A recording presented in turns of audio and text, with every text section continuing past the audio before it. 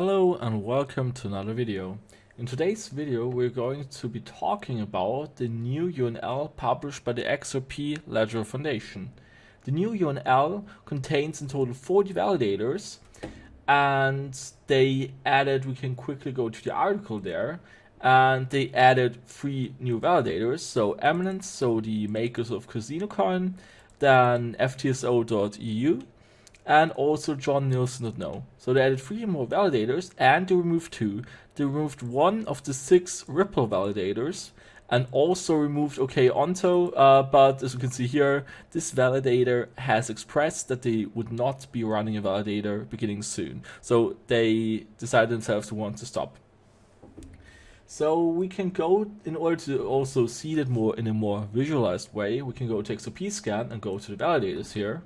And here you can see, here this validator is not, so if you click on a validator on the star here, you can see on which UNL the validator is included.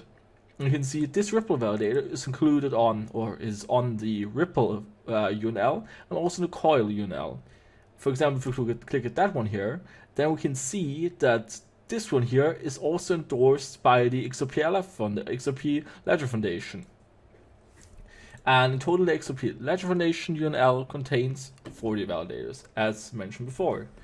And it's just a great addition. So the list extended, they removed 1 of the Ripple validators, so in total now Ripple is included in 5 validators. And also important to mention is that a validator can pick the UNL himself. So this validator can choose to use whatever UNL he desires to. The same goes for all the other validators there. You can decide themselves, and they can also use multiple UNLs, and at some point they might, for example, also remove a UNL.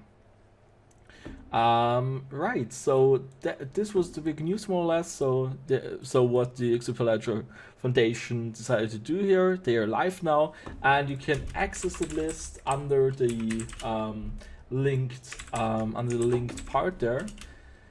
And then you basically have to decode the string here. So we've got the blob here, and it's I think base 58 encoded. I will quickly pause the video. Okay, my bad. No, it was base 64 encoded. So just go to this website base64decode.org, and now we've got that here as JSON object. And we're also going to JSON formatter. I'm going to go to website for formatting JSON. I will paste it here, and then we can also process it, and then here we can see the UNL in a more beautiful way visualized. So you can see here the visual validation public key and the manifest. Yeah. Alright, so that was the news. So thanks for watching. I hope you liked the video, and see you in the next one.